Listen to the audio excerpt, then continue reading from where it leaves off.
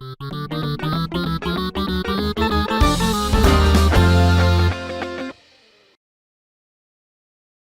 everybody. Welcome to Game Mess Mornings with me, Jeff Grubb, your host from GiantBomb.com. Thank you for tuning in. In this episode, we're going to be talking about PlayStation going multi-platform and Xbox canceling another game. It's going to be a good one because we have Rhys Elliot on the show. Rhys, how are you doing? Jeff, doing well here. Just getting my ducks in a row for Gamescom. So pretty busy, but I believe was it. just talking to you before the show. I've had a bit of a downfall since our last chat. I've It's, been obsessed with Roblox. I think that's an understatement. Yes, you're obsessed with Roblox. That's more than a downfall. What's going on, bud? What happened there? What even got you started? So last weekend, my young nephew, who still lives in the UK, came out to Amsterdam to visit me. You know, he's still young, so I haven't quite shown him the things the city has to offer. Sure. But yeah, we were playing some games together as we do, and he shows me Grow a Garden. So, like, I play it, I think, like, what is this, like, absolutely shite game? And while all this is happening, my backlog is growing, you know, the Battlefield 5 beta is calling my name. But all I can think of now is, like, checking what seeds are available in this, like, shite Roblox game. Oh, I've hit rock bottom. Like, I can call it, like, a professional curiosity, but I'm in the loop, I'm hooked, and I need to wean myself off. I've fallen off. Like, it sucks. So when the time comes for me, because my kids right now Minecraft, they ask about Roblox every now and then. I've mostly and I think I plan to try to continue steering them clear of it. Minecraft is enough money out of my pocket, but when it does happen, inevitably I'm going to be coming to you for hints and tips and stuff like that. Are you like finding different games inside of Roblox, or are you going back to this one, the Grow a Garden game? So, like, I tried a few other games, and there's so much shit. Like, sorry, Yes. I don't know if I can swear, but You could swear, especially when it comes to Roblox. Yeah. Nothing else is sticking. Like, I think the games that they serve on the front page are the ones that make them the most money. So they're the ones that are like the most horrific to play because honestly, they're just scamming kids in this game. Like, Yep. literally, even in Grow a Garden, like you open it, like the intro is like 5 minutes, and they're like, pay for this, pay for that, pay for this, pay for that. And you know, I'm an adult, like barely, but like, you know, I have willpower. But if you're a kid, like, oh man, sorry, I digress. I don't want to rant too hard. No, I'm interested. I'm like, I definitely have a professional curiosity about it, especially someone from your perspective, kind of checking it out. I am still shocked. I mean, like Roblox, clearly it's part of kids' culture. It's massive. The fact that they have had multiple McDonald's Happy Meal tie-ins for stuff like Adopt Me and things like that still shocks me. Then you look at the numbers, it's like, well, of course they have that. There's millions of players, so many more than just about anything else. And the game is making a ton of money. And they always point out they make a ton of money for people who make this stuff, but they keep most of it. Roblox, a little bit of a bad company in a lot of ways. All right. You know what? Yep. Let's get on with it. We start a little bit late, so let's explain ourselves. We're GiantBomb.com. We make a bunch of goofy stuff. We appreciate your help in doing so. You can go to GiantBomb.com/join to help us. You could become a premium member, gets you ad-free shows, gets you some extra goodies, but what it really gets you is the reassurance that we're going to keep doing our thing. That includes Game Mess Mornings. That includes the Giant Bombcast, UPF, all your favorite shows. But it also includes special events like what we do for Summer Game Fest, the kind of things we do for Game of the Year. You all make that possible. We really appreciate it. Once again, that's giantbomb.com/join. As far as this show goes, most weekdays, I, Jeff Grubb, will help piece your gaming life back together. That includes breaking news and maybe even some of our own original reporting. For all these topics, I'll get the input of a bona fide expert who will make me look smart. If you are watching live on Twitch, welcome. You can always listen to the show later on podcast feeds by searching for Game Mess Mornings or find the RSS feed on giantbomb.com. You can also catch the show later with chapters and timestamps on YouTube. Hello, YouTube. All right, we have a lot to get into, so let's start the morning mess with Sony goes multi-platform, exclusives no longer the priority. And I've put a question mark at the end of this headline because They're saying some stuff. Are they saying that exactly? Well, let's read what Marcus Persson from Game Reactor wrote over here. It's been in the air for a while, but during its quarterly earnings report, Sony finally confirmed that it officially plans to move away from exclusivity and instead focus on a multi-platform business model. In simple terms, doing what Microsoft has done and releasing its games to as many players as possible. Speculation around Helldivers 2 and what it meant for that game would soon be released on Xbox is now proven true. Sadahiko Hayakawa, Senior Vice President at Sony, explained that the goal is to build larger communities and increase engagement, even among players who don't own a PlayStation. Here's a quote. In the gaming business, we are moving away from a hardware-centric business model more to a platform business that expands the community and increases engagement. Sony stresses that this doesn't mean that this is the end of the PlayStation as a console. Both the PlayStation 6 and the next generation Xbox are, as we know, already in development. So the rivalry between the companies will continue. Well, kind of, I guess not really. Okay, the quote there is what people are extrapolating from. In addition to Rhys, there was a job listing a couple weeks ago where they were hiring for someone, and it said, oversee and understand our multi-platform strategy. So those two pieces of information people are kind of piecing together, as well as a lot of circumstantial evidence of kind of just the way the gaming economy is working right now, and kind of the way the paths towards growth, especially as live service games have not all worked out the way that these companies needed them to, and been like, it just kind of makes sense that maybe Sony's thinking on a more multi-platform strategy. The console war is dead, as we keep saying. The way I read this, though, Rhys, and you tell me if this sounds right to you, is that when I see this quote, it sounds to me like they're just saying, yeah, look, we are not console-centric.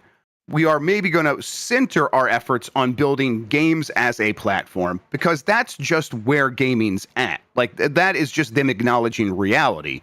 And then whether or not that means those games are quote-unquote multi-platform games or all go to Xbox, I think is an entirely different question. Does that sound right to you? Yeah, I agree. I think a lot of the takes on this, sadly including Marcus from Game Reactor here, have been a little bit over the top. I think Over the top. It's just a continuation of what PlayStation has been doing already, right? It releases everything on PC about a year later. Helldivers is coming to Xbox. We knew that.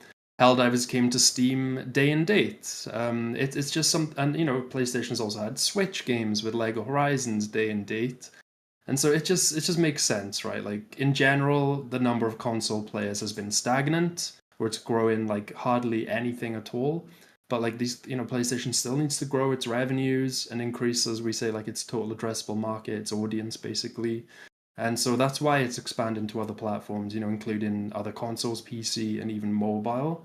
So it just kind of like needs to happen for PlayStation to continue like growing its revenues. And they will still have their box, and they will still have timed exclusives for the single player games, your Ghost of Yotes, your Naughty Dog games, other Sucker Punch games, etc. Mm-hmm. But they will come to PC, and they will come to Xbox, because Xbox is going to be a PC 2 years from now. It is just a PC that's branded as Xbox. Yep. Likely. So that yeah. I mean, it's not confirmed, but let's be honest. We can see where the wind is turning there. So yeah, they're just they need to grow their revenues. And like, if we look at Forza on PS5 as an example, now it's sold like almost 3.4 million copies on PlayStation. That's bonkers. It's wild. It's the best selling new PlayStation game of the year. Like, new. Yeah, I saw we talked about your report on that when it was like, and then it was basically confirmed after you did that. So it was like, wow, okay, good work, Rhys. And it's like, that's still shocking to see in some ways, but it's like, oh yeah, of course the demand was there for these Xbox games, and the PlayStation fans were downplaying it until it was like in front of them, and then of course they rushed out to get it.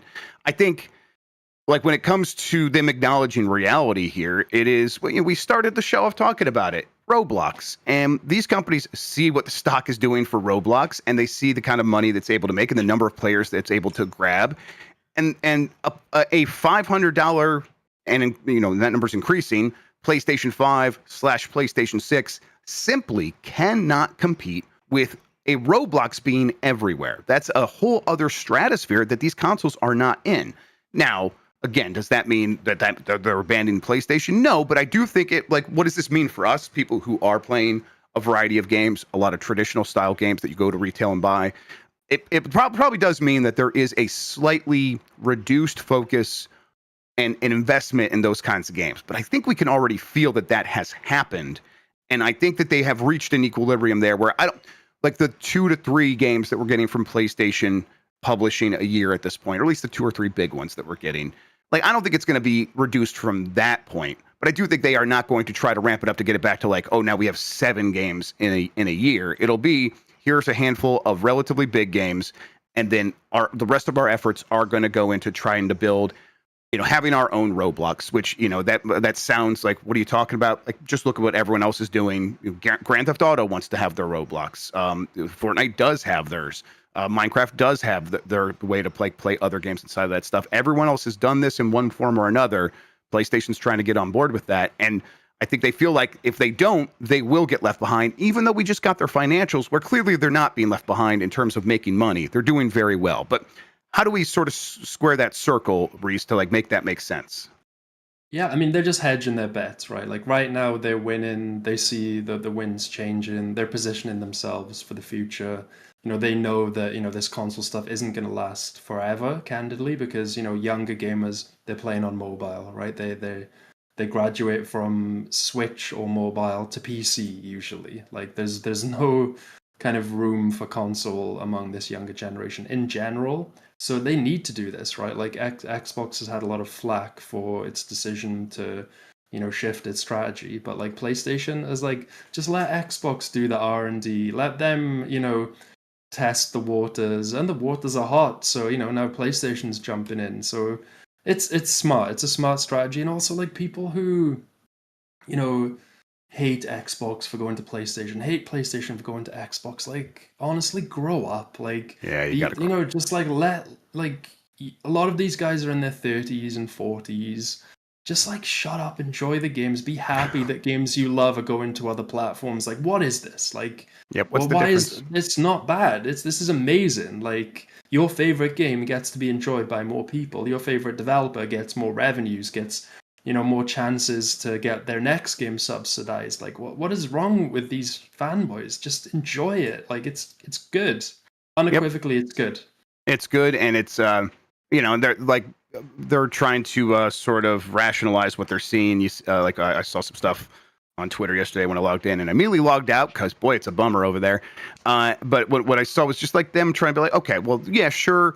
So Sony's talking about some multi-platform stuff, and they're talking about focusing away a little bit from their console onto a different strategy. But they're doing that because they're succeeding versus what Microsoft's doing because they failed. And it's like, yeah, that's true. But effectively, what you're going to see is going to be a very similar thing from both of these companies, because what they're really both going towards is they're sniffing out where the money's at, and they think it's in this other direction, at least when it comes to games. Now, in Microsoft's case, maybe it's even a little bit less that, and they smell money over AI, and it's probably not even maybe that. There's a lot of that, and that's a huge distraction. But they still have a gaming business, and their efforts have been put in this direction for a while now.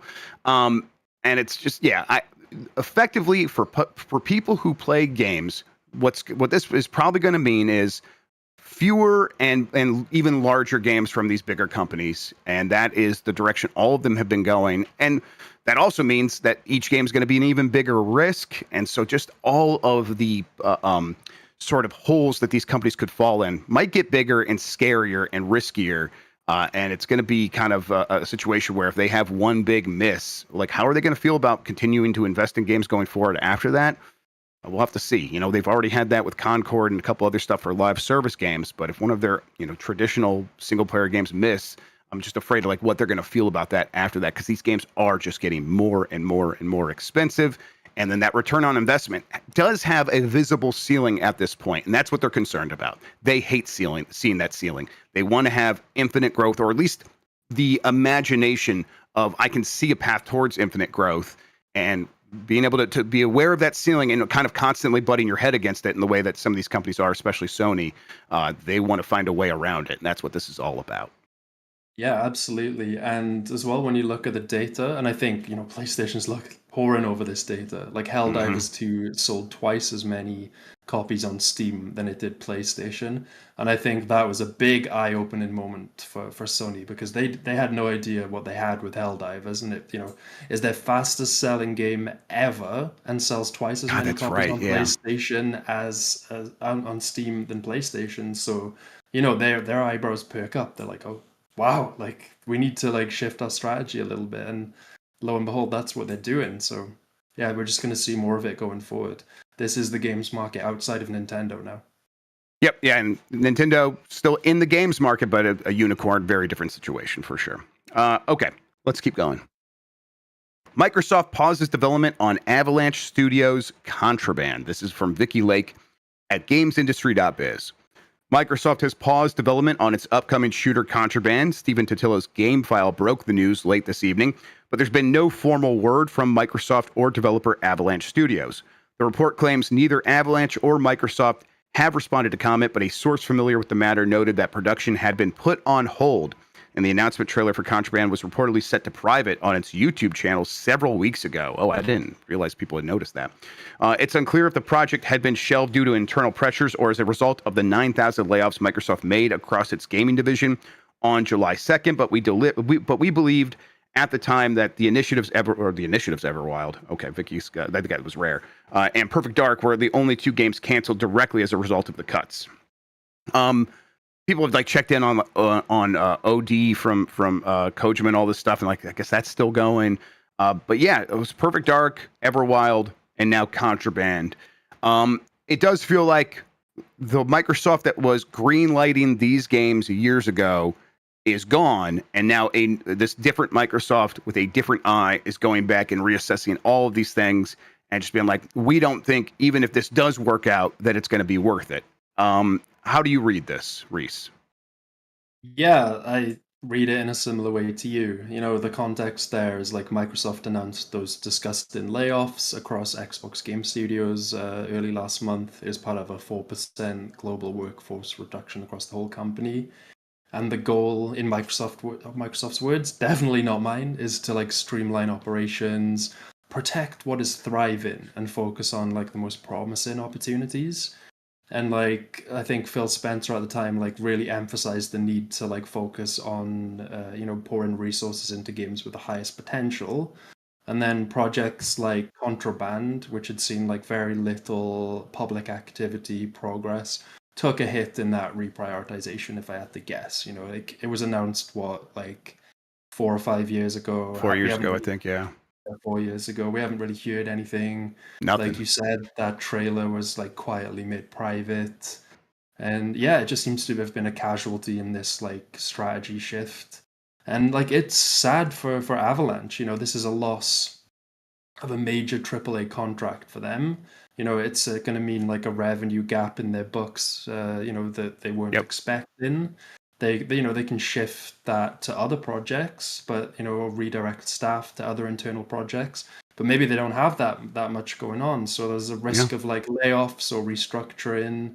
And yeah, it could like I'm just speculating here, but it could be another kind of casualty in Microsoft's like overreach, I would Oh say. yeah. And they're making more revenues than ever, like partially thanks to the Activision Blizzard acquisition.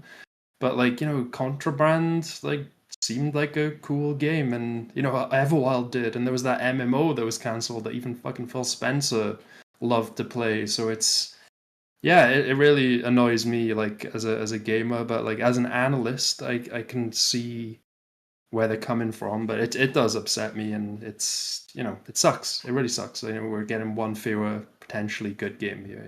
Yep. So for people that don't remember, Avalanche's Contraband was only ever shown off in a brief sort of tone piece trailer at Microsoft's Summer Showcase 4 years ago. It was like a variety of items, kind of suggesting maybe someone was setting up a heist, and a Steely Dan song was playing, or as we call them around here, a Steely Dong. Oh man, hey, it's gonna be a long day, isn't it? Like, And clip that, everyone. and then we never ever saw anything else from that game. So if you are not familiar with it, it's for good reason. There was never anything to be familiar with. Um, and then a quick correction: the Vicky story here says 9,000 layoffs made across the gaming division. Rhys, I think you mentioned like that was across all of Microsoft. And then let's see. Yeah, I think you're right. It's one less game, and we do have this small list of games that Microsoft has quote unquote like canceled as in that's all that they've done. But it does go deeper than that. You mentioned the MMO, and then there was all of these sort of external projects that Microsoft was working on with contract studios in one way or another. Whether that was similar to this, where it's like we are going to fund your entire game and have some sort of exclusivity with it and make sure that it gets made and all this stuff, or it was we are making a game and we're contracting your help. There was a ton of that just cut off. That spigot was on. Microsoft turned it off. So there's a lot more cancellations and a lot more job losses than just the 9,000 we heard about, and then all these games. Like it goes way deeper than that. And it does feel like that is a trend for Microsoft, where it's like, several years ago during the pandemic, they were greenlighting a lot of stuff. They were making a lot of contracts with external studios, and now that has reached effectively zero, it feels like, and they're just going to work with what they have. What does that mean for their future output? Probably like I don't know. It sounds like a gaming company that's not interested or doesn't believe in making games as the solution to its problems. And I've said that before. That's the thing that always really gets me, Rhys, is if you're in the gaming business and you don't believe that making good new games is the solution to what ails you, you've messed up somewhere. Something has gone wrong, and you need to reassess. And that when they do reassess now, they just move further away from making games and more towards AI. And it's not going to mean good things for us who play games. All right, Battlefield 6 is already one of Steam's most concurrently played games of all time. This is from Ben Lyons at Game Reactor. To say that interest in Battlefield 6 is high is an understatement. After years of middling to disappointing installments, the upcoming game seems to have the franchise back on track, with the latest player data doing a whole lot to reinforce that. Following the massive queues that plagued the early access portion of the open beta yesterday, I think it was still in closed beta actually yesterday, excuse me. So I think it's just entering open beta today. So that makes these numbers even more impressive. We now know just how many people were playing Battlefield 6 at one moment on Steam. Not that it was hard to get a code. After one day of action, a concurrent player peak of 334,549 players was set on Steam as per Steam database, which for anyone wondering is enough to see it reach 38th in the all-time Steam concurrent players charts. It has more than several other massive games that have come out recently. That is like anything above 300,000 on Steam is like, oh wow, this is a big deal, and that's for concurrent players at one time. Rhys, you're a data guy, you're a numbers guy. You kind of might have some understanding of what this might mean or what it doesn't mean. Like, is this just like an early thing? Like, yeah, this is good for this moment, but it doesn't necessarily translate into A or B. How do you feel about it when you hear this number? I mean, it's great. It's amazing, actually. Like, I've been looking into our estimates, our data for this, and already on Steam, like, after the closed beta period started, I mean, you could get codes from watching Twitch streams, and a lot of people did. But so on Steam, Battlefield 6 now has 2.5 million wish lists, which is unbelievable for a game that was kind of added to the Steam client so recently.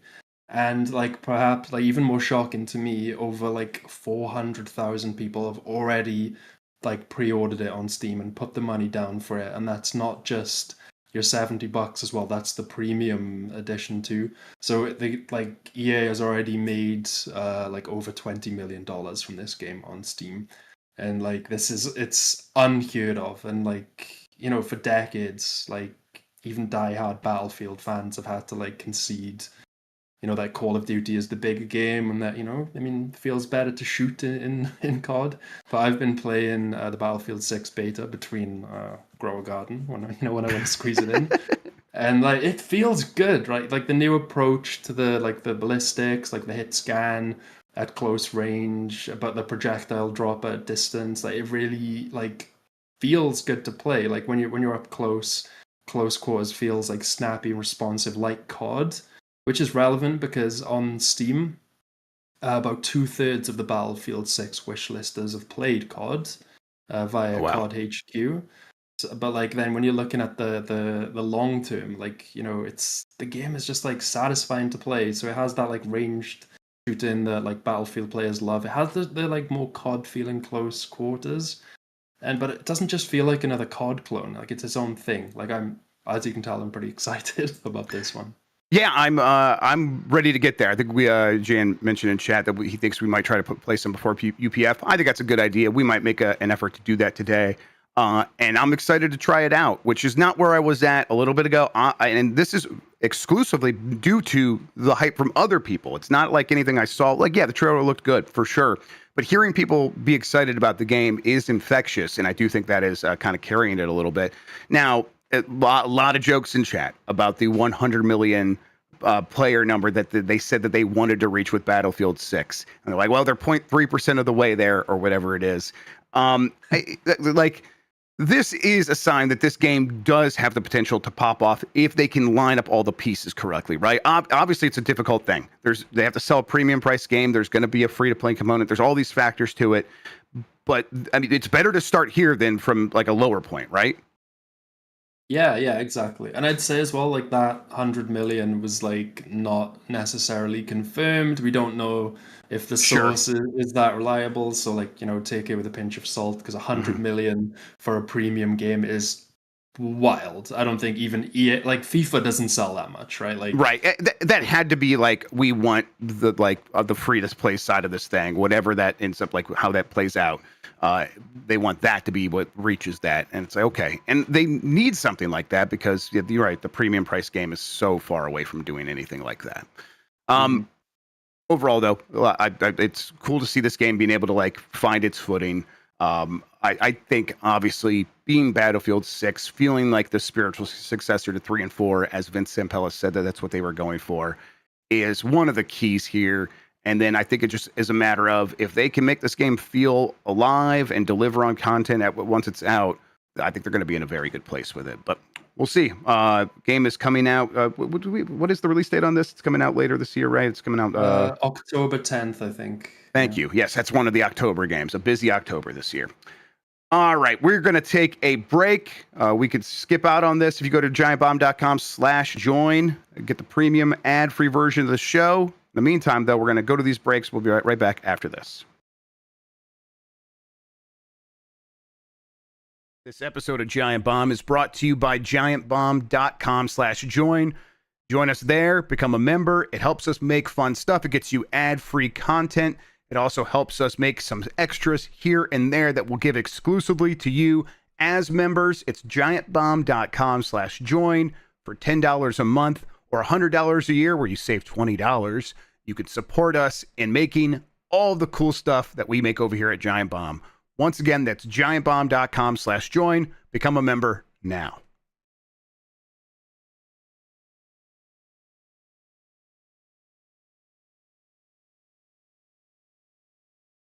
It's Game Mess Mornings. We're back. I'm Jeff Grubb. That's Rhys Elliot. Let's continue with the headlines.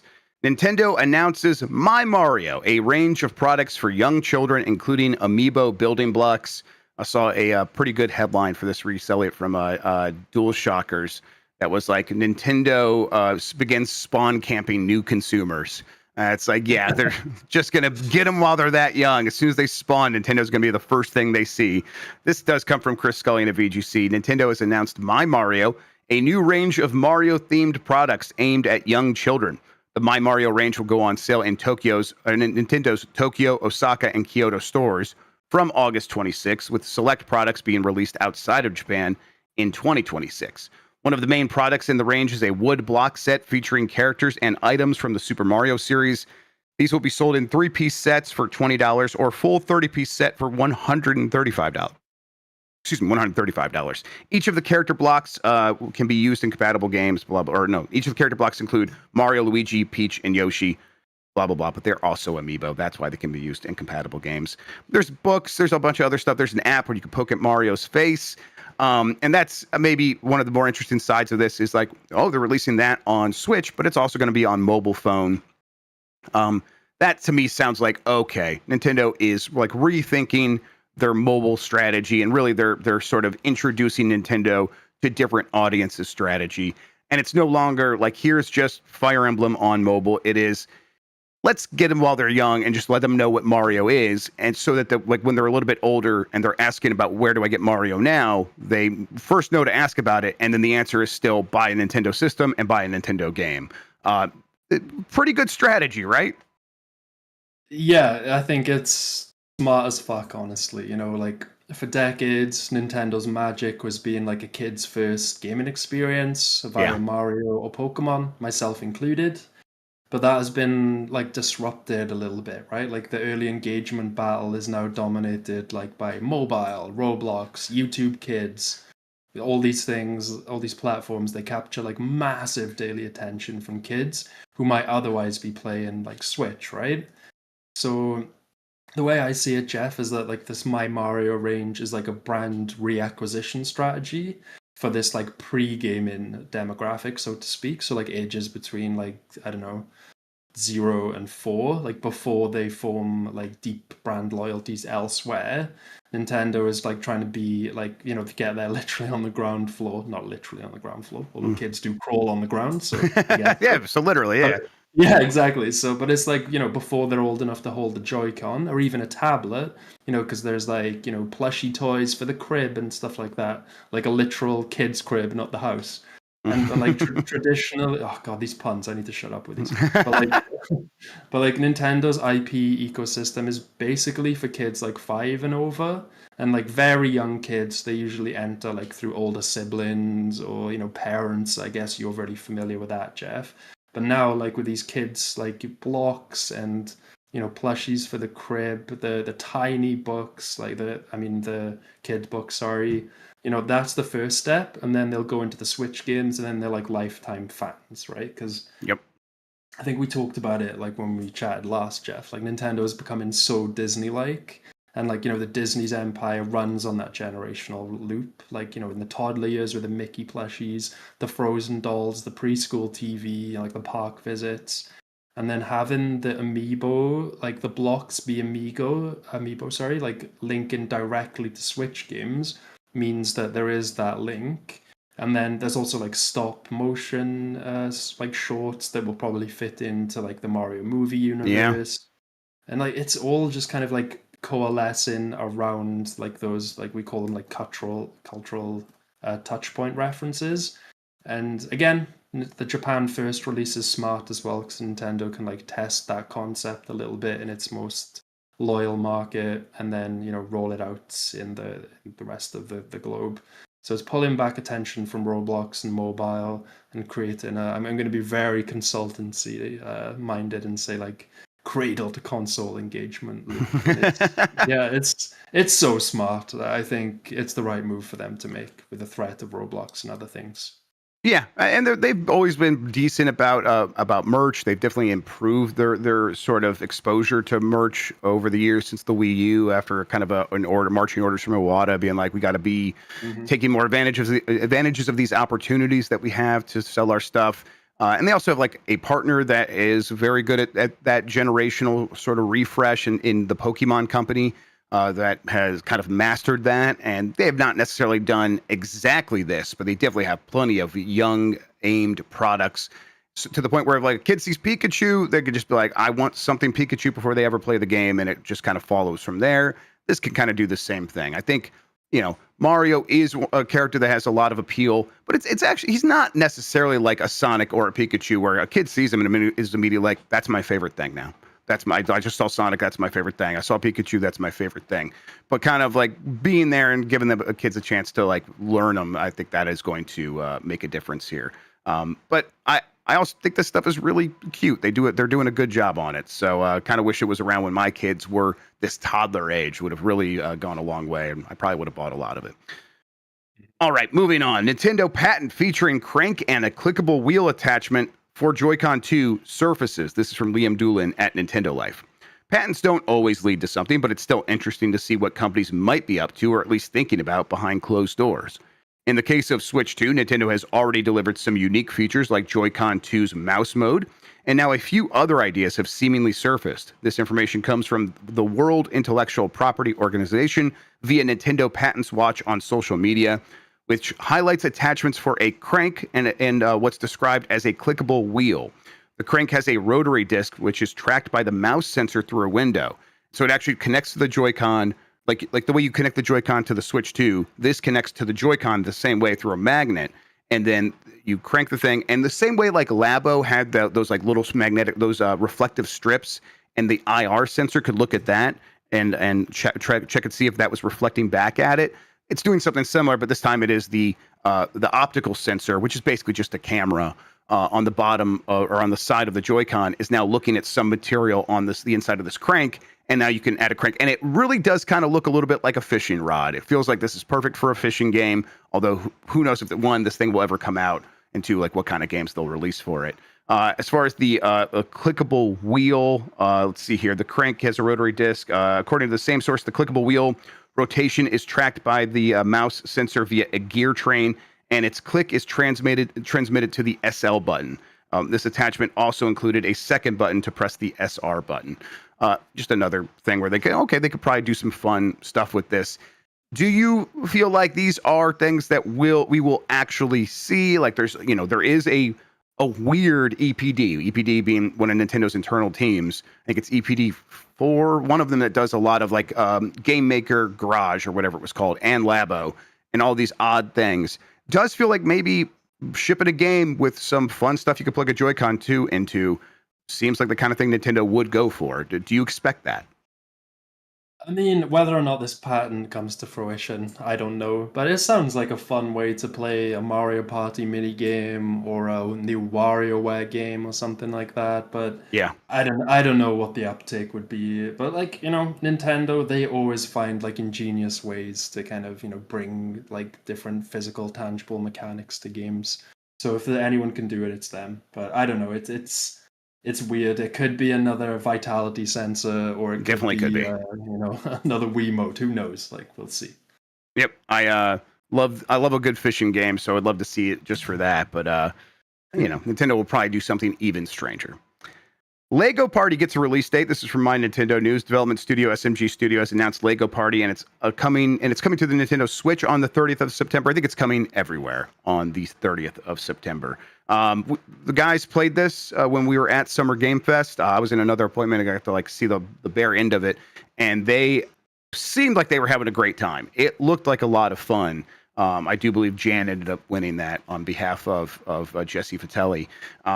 Go watch that in the travel log. But Lego Party, I've been looking forward to this because it looks like Mario Party if all of the bullshit, not all of the bullshit, but a lot of the bullshit was taken out and it was really streamlined. That does seem to be Lego Party's like whole thing is we have a decent pace to this party game, and that is exciting to see. And it just has a slick presentation. I like looking at Lego pieces and characters in video games now. The fidelity has reached a point where it's like, oh, that reflection on that clean plastic is just so nice. So I'm looking forward to this. Once again, is there room in the party genre for a game like this to pop off, or is it like everyone just keeps buying Mario Party? Because those games, Mario Party games, sell very well. Yeah, you're right. I think Super Mario Party sold like way over 20 million. It's like way over 20 million. Yep. Yeah. But the Lego games as well, they sell extremely well, like especially on Switch. The ones based on the IP, Star Wars, etc. So yeah, if Lego can market it right and really, get it right, I think it'll do better on Switch than other places. Then they could sell gangbusters, right? Kids love mini games. Kids love Mario Party. Kids love Lego. So it's a good match if it could be marketed well. And if Nintendo is happy for it to be marketed well, which they should be, because they'll get 30% of every sale. So if they can get to 20 million people with a Lego game, that's $60 million for Nintendo. So yeah, it all depends on marketing. It all depends on the quality of the game. So we'll see. I know. I can't say too much about that. Never mind. Keep it separate. Keep it safe. All right. Let's do the best here not to get Rhys Elliot in trouble. Everybody, chill. Chat. What's your problem? That was close, yeah. All right, well, we'll save you by moving on here. Take-Two CEO, and we got some Take-Two earnings, so we got a couple stories from Take-Two now. Take-Two CEO says, good is the new bad for gaming. This is from Alex Hopley at Game Reactor. How good should a good game be? As review scores of 7s and 8s now don't seem all that impressive to the average gamer, the pressure is placed on studios to create something that feels like a must-play title, rather than a release people can wait for a discount to play. That's what largely seems to have driven the delay of Bioshock 4 at Take-Two, at least when speaking with IGN. And that's according to Take-Two CEO Strauss Zelnick, who offered that explanation for the sequel's recent overhaul and longer development time. I think it's a reflection of the fact that as entertainment business matures, consumers seek quality, and everyone realizes that the consumer is highly demanding, and properly so. The strategy of this company has always been to make the best entertainment, not necessarily the most entertainment. Of course, sometimes we've fallen short, but frankly, a precious few times. And I think some of our competitors have realized maybe a little late in the day that consumers are not okay with just okay. Good is the new bad. Great is the new great. That doesn't make any sense, Strauss. And our goal here is to make everything exceptional. That does make sense to me. Like, I think people's time is so precious now. They have so many distractions, so much free, like slop entertainment, sure, but free entertainment and free stuff to keep their mind filled with dopamine, that convincing them to go spend $70 on a game that's getting 7s and 8s is probably a massive challenge, which is one of the reasons why we do see the shrinkage and disappearance of middle of the road publishers who deliver games that are like, B games or whatever. That stuff's gone away because of this very factor. I always go back to what was the Saints Row follow-up? God, I can't remember the name of it, but Cat out of Hell, right? No, got it. When they changed it was a new series they did after Saints Row. Either way, it kind of came out and it didn't find any traction. Agents of Mayhem. Thank you, chat. Yeah, that's it. Yeah, that came out and I was like, before that game, a game that had any sort of marketing would have just done a certain level of like return on investment, just sort of a bare minimum, just like automatically, because people were just buying games to play the games, and they wanted to play anything that had sort of any recognition or from any studio that they recognized. It would have just done a certain level, and it completely missed like the top 20 of the MPD, or was very low on that list or something like that, but by my memory. And it's like, oh, okay, things have changed. People are not just going to buy a game because a new game is out. They are expecting a certain level of quality. And it's only gotten exacerbated since then because there are so many massive free-to-play options like a Fortnite. And you can just go play that and spend your time on there, and you kind of know what to get, and you're not going to take a risk of spending $70 and not getting the return. Now, first of all, does that sound right for like why they're delaying Bioshock 4? I think it probably does. And then is this something that you feel like these big publishers like Take-Two can contend with, or is it just going to keep pushing them in a place where games are getting more expensive and more difficult to make? Yeah. I mean, like variable pricing is a factor in this, but I think Strauss here was talking about the $70 games and even $60 games. And when it comes to those, like expectations have just risen so much because the baseline quality is just like slowly, incrementally grown over the last decade. And once players experience a certain level of polish, it becomes the new standard, right? The bar raises. And then anything less, even if it's like objectively good, and like you said, among these like free-to-play games that give you those dopamine hits, fucking Grow a Garden, like objectively good for $70 can feel like underwhelming. And pressure is amplified by like price and constant comparison for consumers, right? That was alliteration, unintended alliteration. I dug it. Bars. You dug it. Bars, yeah. Yeah. So my MC career begins now. But like at $70 a game, players like want almost like flawless execution and value. And you've got games like Elden Ring, Baldur's Gate 3. They keep moving the goalposts for everyone. Yeah. And the result then is a cycle where like each major release like hits the bar or raises the bar. So then future kind of AAA games need to deliver more spectacle, depth, and polish. And that's kind of why like even awesome games, right, like Avowed, they're not hitting like they would have maybe 10 years ago because they come out like after a game like Baldur's Gate 3 or Elden Ring. It's just, it's the framing effect, right? The bar keeps raising. It's difficult.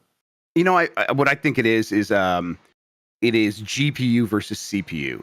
there was a time when we were just getting more powerful graphics each generation, and that is an easy thing for a studio and a publisher to understand how to take advantage of. We can do more visually, and that enables us to represent certain actions in a more realistic way or in even a more fun way. It's like just jumping can be cooler because now you can move around in 3D at a certain frame rate, whatever. And then we have plateaued on the GPU side of things. And in the meantime, the CPU has kind of caught up and taken off. And it's like, okay, this CPU that can run logic and physics and simulations has gotten way better.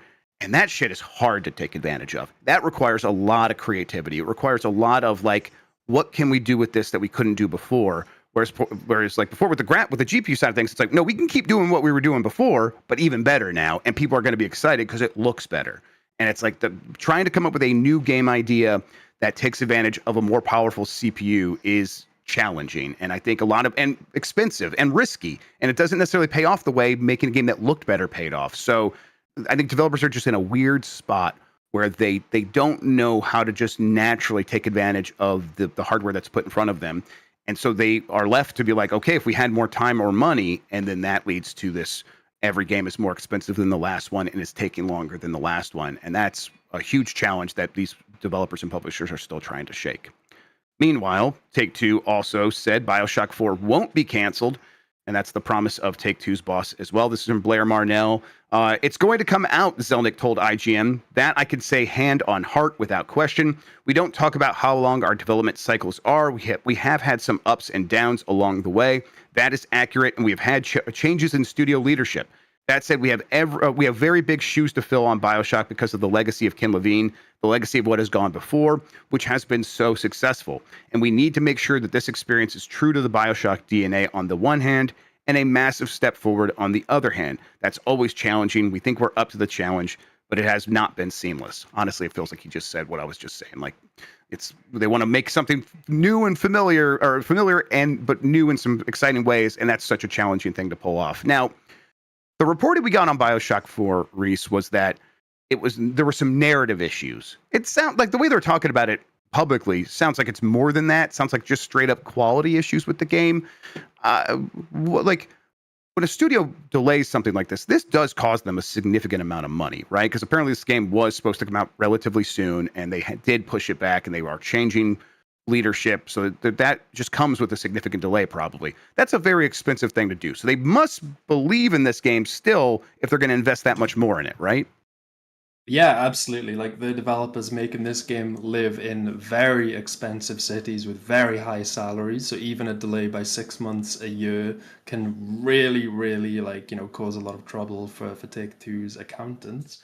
But luckily for them, they have the biggest game in the universe about to drop. Yeah, they have some money on the side there, yeah.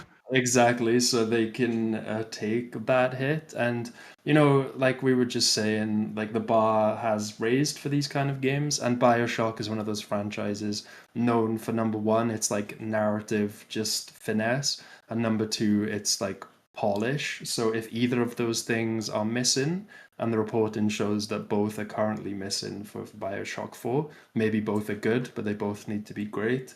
It just needs more time to cook. So, I mean, they've committed now to bringing it out no matter what. So, like you said, they must see something in it. So, yeah, I hope it is, a game that lives up to the highs of Bioshock 1 and Bioshock Infinite. Even Bioshock 2 gets flack, but it's an amazing game, I think. But yeah, the bar's raised. They need to come up with something special. And maybe they have that. The way they're talking about it shows that the idea is there. They just need to execute on it. And then speaking of their money and where it comes from, Take-Two CEO won't reveal Grand Theft Auto 6 price yet. This is from Alex Hopley at Game Reactor. As speculation looms around the price point for Grand Theft Auto 6, Take-Two CEO Strauss Zelnick refuses to reveal anything major just yet. But he does comment that Rockstar and Take-Two like to deliver more value than what they charge. Just like Mario Kart World, right? Oh, it's so big, so much stuff in here. It's got to be $80. So now that the announcement will come from Rockstar in due time, Zelnick told Variety when asked about the price point of GTA 6, our goal always is to deliver more value than what we charge. So we've had variable pricing at the company for forever. Rumors of this is no longer a quote. Rumors of a $100 price for Grand Theft Auto 6 have been floating around the internet for a while, with some analysts believing that could be the base price for the game. Others think that Rockstar will aim for a higher price with special collector's editions, something that Zelnick may have hinted at. As you know, the approach of the industry is to launch at a premium price, sometimes with special editions, and over time, typically to reduce the price to enhance the overall size of the market. We do the very same thing. I think probably more than most. We're highly focused on making sure that the experience is great, not just because the game itself is great, but also because the consumers have paid a fair price for it. Sure. Okay. Rhys, what is Grand Theft Auto 6 going to cost?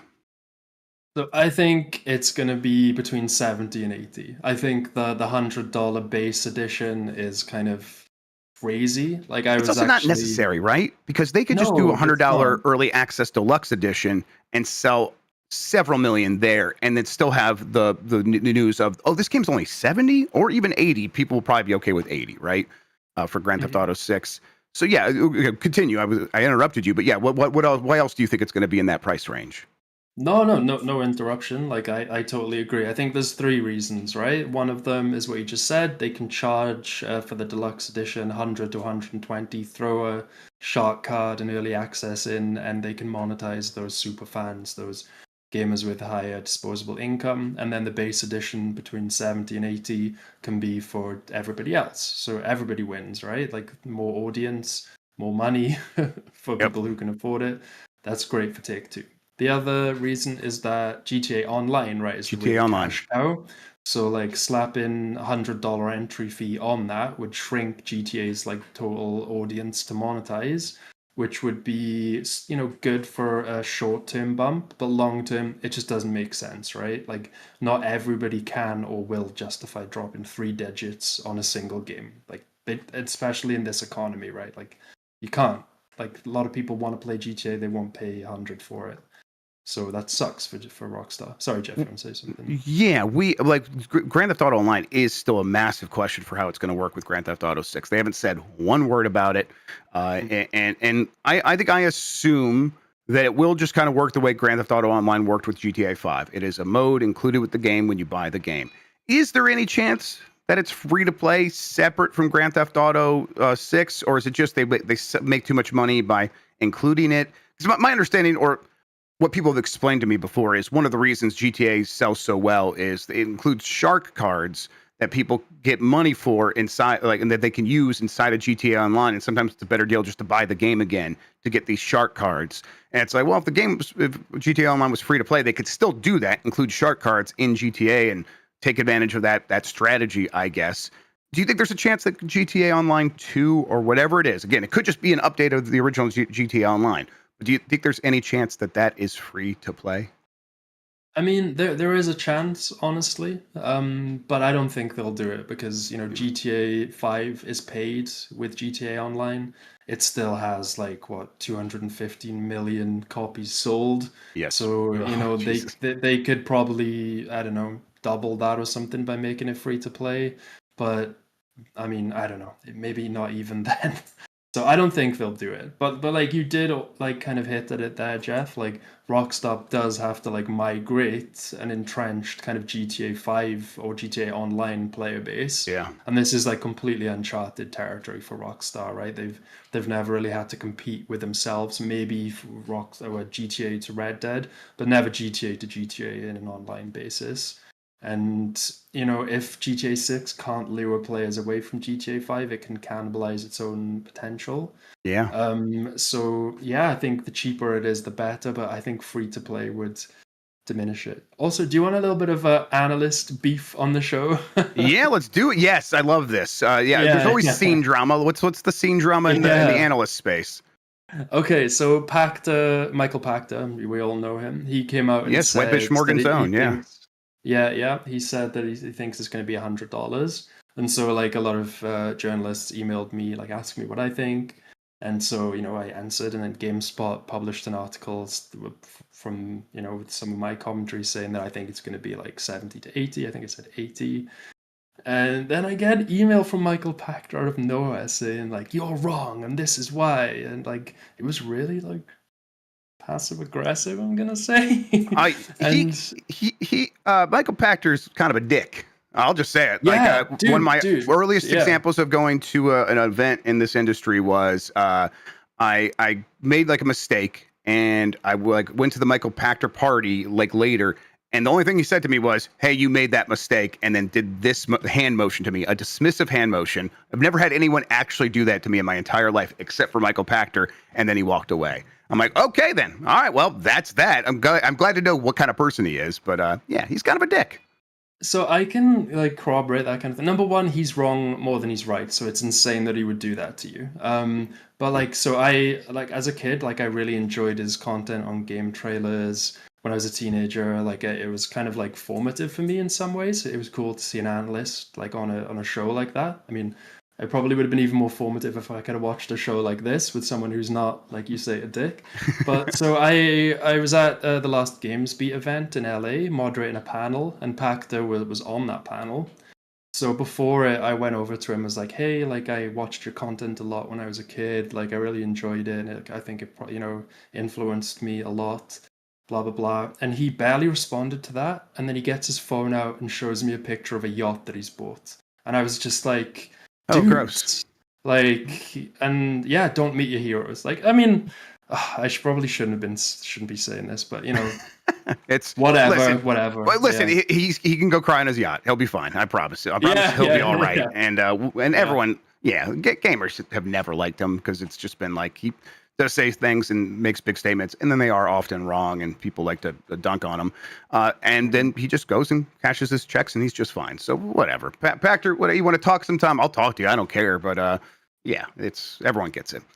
All right, we should move on to the poll question. Let's wrap this up, and then we got the Bomb 12 still to wrap up the week, everybody, so don't go anywhere.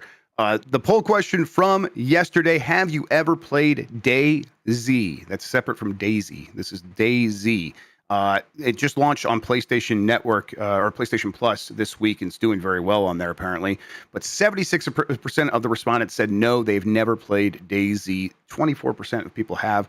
This is one of those early breakout, like, survival games that did really well on Steam. I played quite a bit of it at the time. I've not played it since then, and I would love to check it out again and kind of see where it's at. It's got a lot of interesting ideas, but that feels like one of those games that eventually will kind of either get another like big major update and just pop back onto everyone's radar, or actually get a sequel. And I would look forward to seeing what that would look like. All right, no new poll question this week. We will wrap up with the Bomb 12, but we got a couple of things we need to do first before that. First, Rhys Elliot, why don't you tell people where they can find you on the internet, what you have going on, all that good stuff? Yeah, sure. So you can find me on LinkedIn, Blue Sky. LinkedIn, I'm Rhys Elliot. Blue Sky, I'm Super Rhys.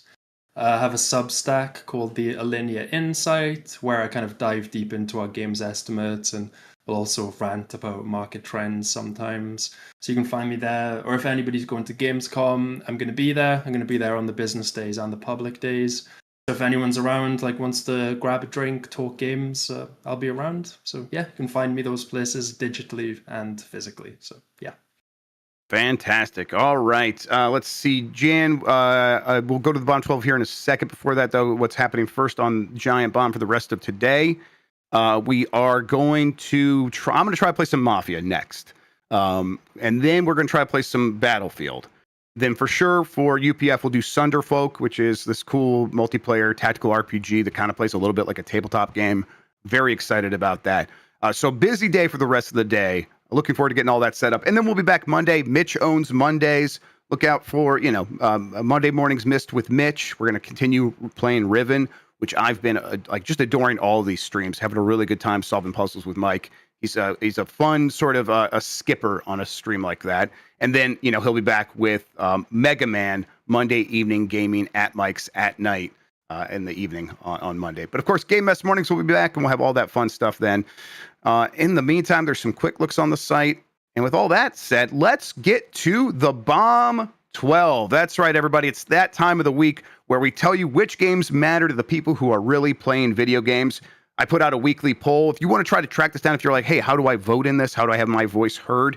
I think probably the easiest way to do it is go to giantbomb.com. I'm I'm going to post a blog there each week, or I'll try to, that will have a link to the next week's poll. But you can also get me on Blue Sky. I'll post it there as well. It's just a form you fill out. You tell me what game you've been playing. This week's Bomb 12, here we are. Is this correct? Actually, Jan, it doesn't look like it's updated from last week. Let me see if we can hit the thing and activate it. So maybe I have to hit the play button to get it to go and do the thing here. Let's see here. Oh no, it just didn't update it like across the board. Okay, let me fix I'll fix these one at a time, and it will reveal like what is new here. Okay, let's go there. Refresh, reset instance. Number 12 is Merge Maestro. This actually works pretty all right. So now we're seeing last week's right now. We can see this week's as I update each of these individually. All right, number 11 is, let me see, can I reset the instance here? You know what, Jan, can you try to fix this while I read down the list here for the audio listeners? Number 11 is Battlefield 6. Number 10 is Wuchang Fallen Feathers. Number 9 is Monster Train 2. Number 8 is UFO 50. Number 7 is Wheel World. Number 6 is Street Fighter 6. Number 5 is Grounded 2. Number 4 is Clair Obscure Expedition 33, actually dropping out of the top 3 for the first time since we started the Bomb 12. Number 3 is Ninja Gaiden Ragebound, which had a huge upsurge of players since last week. Number 2 is Death Stranding 2, and number 1 still Donkey Kong Bonanza. I think the things I noticed from this week, Death Stranding 2 also has seemed to be picking up quite a few players. I think the word of mouth on that game has been pretty positive. As I mentioned, Ninja Gaiden Ragebound doing very well, but a lot of people playing that. Battlefield 6, I think that is just going to be much higher on this list next week. People were playing that game, but the responses throughout the week kind of just overwhelmed that. But it was still number 11 on here. And then there's a couple other newer games that just came out at the end of this week. It does seem like it's going to be hard for those games to crack these lists on their first week unless they are the biggest thing in the world. But I don't know. We'll see how things go. So next week, I think some of those newer games will probably pop up. Other than Roblox, Rhys, what have you been playing? What would you vote for to put on this list? I mean, I'm still playing Death Stranding 2. I completed it, but I'm still enjoying it, trying to mop everything else up. I'm trying to get all the bananas on DK Bonanza as well, but I'm struggling. I think I've got 600, and they're getting difficult now. So a bit of that. And I wanted you dip into Mafia the Old Country as well, because it seems like a nice, fun 10-15 hour AA game, nothing too crazy. So yeah, mostly those. Still enjoying Tony Hawk's Pro Skater 3 and 4 as well. Been playing that online with my nephew.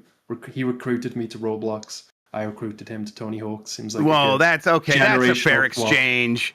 Yeah, that makes me feel happy. Okay, I can accept the Roblox as long as there's a new kid playing Tony Hawk.